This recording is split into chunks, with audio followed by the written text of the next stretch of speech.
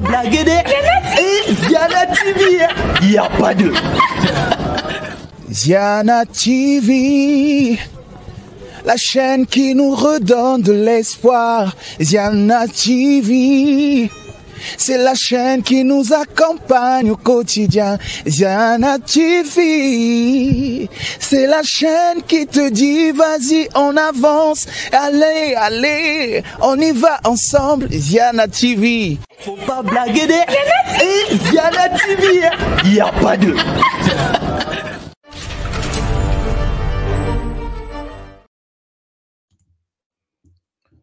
Mesdames, Messieurs, bonsoir et bienvenue sur Ziana TV, la chaîne au cœur des diasporas.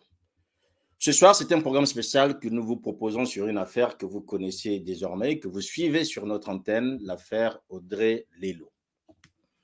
C'est une affaire qui nous préoccupe, mesdames, messieurs, depuis maintenant 7 mois. 7 mois de détention préventive, il faut le rappeler que cela n'existe pas dans la législation congolaise.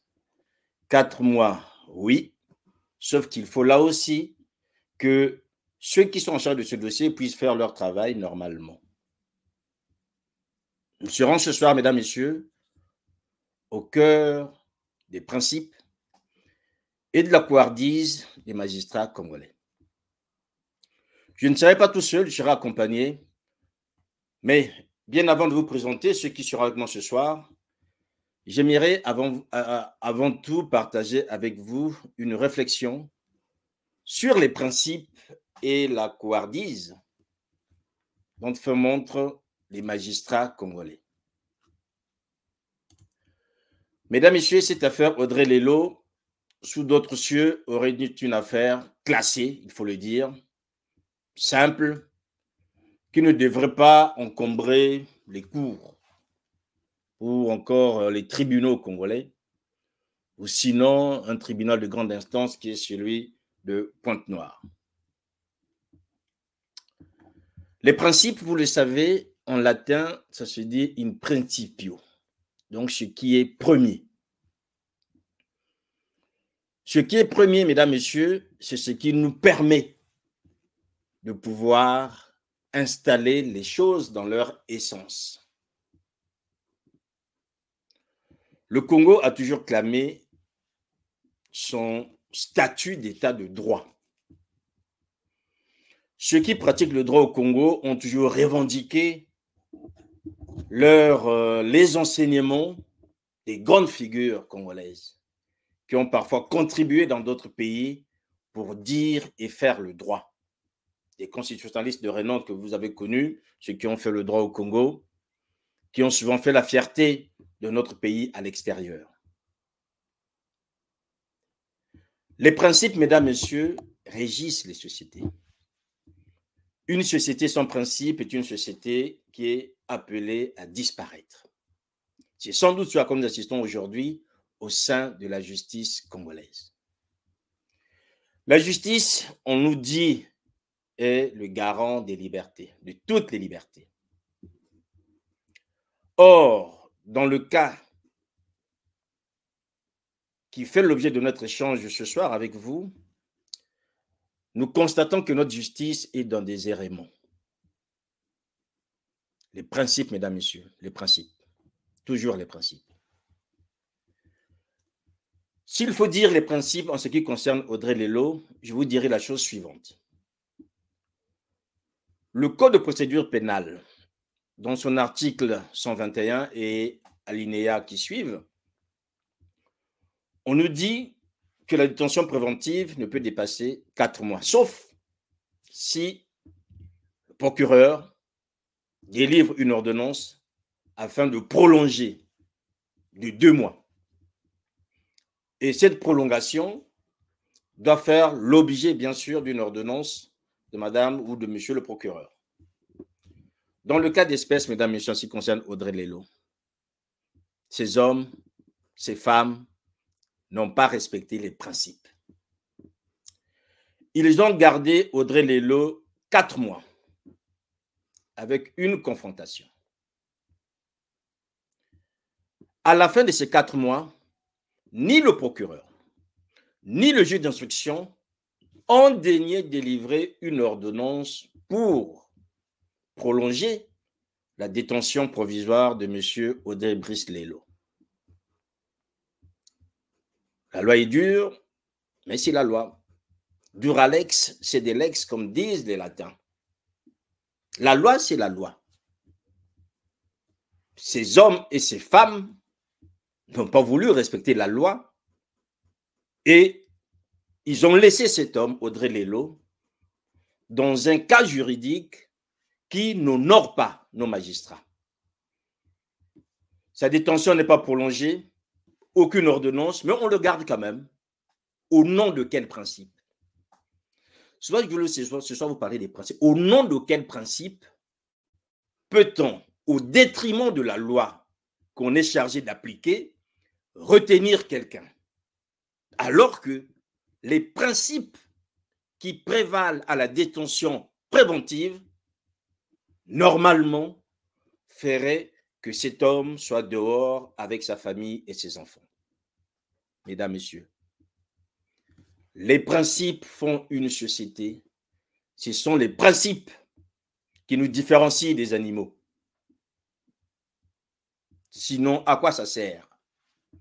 Que nous prenions toutes ces précautions, que le législateur congolais ait pris toutes ces précautions, si on peut s'asseoir dessus. Eh oui, c'est ce à quoi nous assistons aujourd'hui dans cette affaire. Or, toujours selon les principes, si nous arrivons à un stade que vous constatez aujourd'hui dans cette affaire, normalement, si ces hommes et ces femmes en charge de ce dossier étaient, je dirais, imbibés, imprégnés de ces principes, Audrey Lelo serait dehors. Parce qu'aujourd'hui, il y a vice de procédure. Il ne faut même plus demander la liberté provisoire pour Audrey Lelo, chers amis, mesdames, messieurs. Il doit être libéré d'office. C'est ça les principes. Quand je vous parle de principes, c'est ça. Il devrait être libéré d'office. Et tout le dossier aujourd'hui, il tombe parce que ces hommes et ces femmes n'ont pas voulu respecter les principes pour faire plaisir à un homme. Très souvent, quand on parle des principes, mesdames, messieurs, permettez-moi, on ne parle pas des hommes. Mais je suis obligé de le faire aujourd'hui parce que je vais parler de ces hommes dans leur petitesse. Le premier d'entre eux, c'est le juge en charge de cette affaire, le juge d'instruction de la 9e chambre en charge de cette affaire, M. Mohamed Okenge. Il faut vous dire, mesdames, messieurs, et que vous l'entendiez, j'espère qu'il va l'entendre ce soir, qu'au nom des principes, il est désormais disqualifié.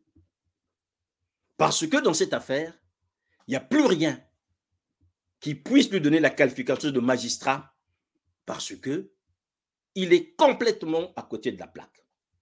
Il est complètement à côté des principes du droit. Il est complètement, on le dirait, à la ramasse. Voilà.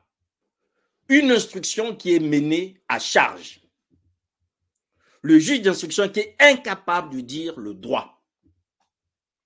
Il enferme quelqu'un, il va s'asseoir peinard et dans ce cas-là, on ne doit rien dire. Non, mesdames, messieurs, nous allons le dire ce soir.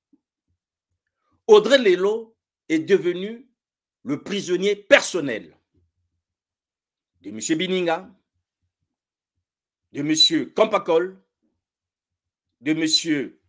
Okenge et de Madame la procureure Ititi Souvenir. Je vous ai dit tout à l'heure que souvent, quand on parle des principes, on ne parle pas des hommes, parce que les principes sont au-dessus des hommes. Si les principes sont au-dessus des hommes, on doit parler de ces hommes dans leur petitesse. C'est pour ça que je vous parle ce soir. M. Okenge est disqualifié dans ce dossier. Il n'a pas su dire le droit. Il a été incapable d'être souverain dans le travail qui est le sien, puisque c'est un jeune magistrat. Il a peur et il doit obéir aux injonctions de sa hiérarchie. Au premier niveau, monsieur l'inspecteur des juridictions, qui est donc monsieur Guy Campacol. Là aussi, mesdames, messieurs, des principes, toujours des principes. Guy Campacol est un magistrat. Il est aujourd'hui au Congo, aux côtés de M. Bininga, après avoir, bien sûr, séjourné en Suède, où il a acquis la nationalité. Je croyais que cet homme pouvait s'imprégner des principes suédois. Il connaît bien la Suède et il connaît comment ce pays est assez rigoureux et assis sur les principes. Sauf que M. Campacol, dans sa cupidité, s'est assis sur ses principes. Il s'est amouraché d'une héritière, il a profité de cet héritage et finalement, il s'est assis sur une famille. Aujourd'hui, c'est M. Campacol qui est en train de tenir par le bout du nez, ou sinon tenir à l'oreille le juge Okenge. Parce que M. Okenge a peur que son inspecteur ne puisse pas tout faire afin qu'il puisse avancer dans son dossier. Mais M. Campacol lui-même, de qui prend-il des ordres? C'est de M. Bininga, le ministre de la Justice. Cet homme qui aujourd'hui a fait de l'affaire Audrey Dello une affaire personnelle. Et là encore, mesdames et messieurs, je vous le dis, s'asseyons sur les principes, toujours les principes de droit. Donnons des injonctions directes au juge d'instruction, qui, lui, ne peut plus agir parce qu'il a peur. Je vous parlais de la couardise, mesdames et messieurs. Bien, c'est ça. La couardise dont fait montre certains magistrats congolais est en train de mettre la justice congolaise dans des errements. Je ne veux pas ce soir être désobligeant vis-à-vis d'une femme qui est donc la procureure de Pointe-Noire, Madame Ititi Souvenir. C'est triste. Ces magistrats sont en début de carrière. Ils commencent déjà à s'asseoir sur les principes. Madame la procureure n'a pas été capable de prendre l'ordonnance afin de proroger la détention d'Audrey Dello. Je vous rappelle juste que cette même dame, il y a quelque temps, avait fait le tour du lieu de détention de Pointe-Noire. Caméra à l'appui, bien sûr, pour vérifier qui était dans une situation de détention abusive, pour le dire, ou illégale, afin de les faire sortir, ce qui avait été fait. Mais Madame Ititi Souvenir est aujourd'hui incapable de dire le droit, les principes dans l'affaire Audrey Dello, parce qu'elle aussi, elle a peur. Elle a peur de M. Bininga, elle a peur de M. Campacol, et à ce moment-là, elle s'assoit sur les principes. Mesdames, Messieurs, je vous ai dit ce soir, les principes et la couardise des magistrats congolais. Je vous parle là de ce qui se passe à Pointe-Noire. Le cas Audrey Dello est symptomatique. Son affaire a été jointe à celle de Mme Codine Doudi, qui n'est autre que la belle-sœur de M. Guy Campacol. Codine Doudi, aujourd'hui, est détenue depuis au moins 9 mois. Aucun jugement. Aucun. Parce que son beau-frère, Guy Campacol, tient les magistrats, M. Okenge, qui gère ce dossier. Vous comprenez, mesdames, messieurs, quand je dis ce soir des principes, vous comprenez que si nous ne bâtissons pas une justice sur des principes, on va assister à tous ces errements. Ces hommes et ces femmes qui ne doivent leur carrière que par la peur qu'ils éprouvent en disant le droit. C'est-à-dire, c'est le monde à l'envers, chers amis. Les gens ont peur, plus ils ont peur, plus ils montent dans leur carrière. Et demain, on va dire, voilà des grands magistrats. Non. Voilà des hommes et des femmes qui ont fait preuve de couardise pour arriver à un niveau élevé de la magistrature. Je n'aimerais pas ce soir, si vous me le permettez, jeter l'opprobre sur tous les magistrats. Non, ce n'est pas mon intention. Messieurs, dames, certains d'entre vous font leur travail avec honnêteté, avec dévouement au service de la justice. D'autres ne sont que des brebis galeuses. Et très souvent, ce sont ces brebis galeuses qui ternissent l'image honorable de la justice. Il faut encore dire une autre chose, mesdames, messieurs. Dans tout cela, il y a un premier magistrat qui est le président de la République lui-même. Vous l'avez entendu dénoncer ce corps. Le ver est dans le fruit. Ces magistrats pourris. On en a viré certains. Et il faut le dire ce soir. Ceux qui sont partis n'étaient pas tous aussi pourris qu'on l'a entendu. C'est parce que leur dossier avait été nourri par l'inspection de M. Kapakol, bien sûr, sur injonction de M. Bininga, parce qu'il avait besoin de régler ses comptes tels qu'il règle aujourd'hui avec Audrey Lelo. Mesdames, Messieurs, chers amis, cette affaire pour nous est une affaire que nous allons mener jusqu'au bout. Ces hommes et ces femmes ont voulu faire de Audrey Lelo leur prisonnier personnel. Dont acte. M. Kampakol est suédois. Je le redis ici. Il est déjà passé en Suède à Stockholm il y a quelque temps avec son épouse pour la déclarer. Nous le savons. Et je vous dis que cette affaire, dans les jours qui suivent, va quitter les juridictions congolaises. Parce que nous n'allons pas nous laisser faire, parce que nous allons aussi tout faire pour que le monde entier sache qui est M. Kampakol, pour que la Suède sache quel est ce citoyen qui sont en train d'héberger chez eux et quels sont ses méfaits au Congo. Je vous rappelle que dans les affaires d'héritage, l'affaire Ndoudi n'est pas la première dans laquelle M. Kampakol s'est compromis. Il y a depuis quelque temps sur les réseaux sociaux, mesdames, vous le suivez, l'affaire Diawara à Pointe-Noire. Nous reviendrons sur les éléments continus dans ce dossier, puisque là aussi, on voit très bien la cupidité d'un homme, l'inspecteur général des services, l'inspecteur général, des juridictions. Ce n'est pas par hasard qu'on va le retrouver dans plusieurs dossiers qui sont liés aux héritages, qui sont bloqués par la justice et très souvent manipulés. Mesdames, Messieurs, chers amis, nous savons qu'aujourd'hui, Audrey Lelo est un prisonnier personnel. Et nous n'avons pas été les seuls à le dire. Nous l'avons dit dès le départ. Aujourd'hui, quand je vous parle des principes, c'est que les organisations des droits de l'homme sont aussi sur des principes. Ce jour a été publié un texte, si vous me permettez que je prenne un peu de temps pour vous le lire, que vous le sachiez, qui a été signé par la commission Justice et Paix et le RPDH.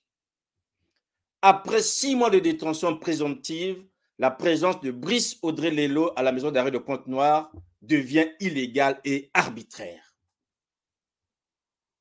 La commission Justice et Paix de Pointe-Noire et la rencontre pour la paix et les droits de l'homme demandent la libération définitive ainsi que l'abandon des charges contre M. Brice Audrey Lelo, détenu à la maison d'arrêt de Pointe-Noire suite au mandat de dépôt émanant du 9e cabinet d'instruction du tribunal de grande instance de Pointe-Noire, émis depuis le 24 février 2024 pour des incriminations de cybercriminalité, mesdames, messieurs. Cybercriminalité, extorsion, escroquerie et refus d'un droit de réponse.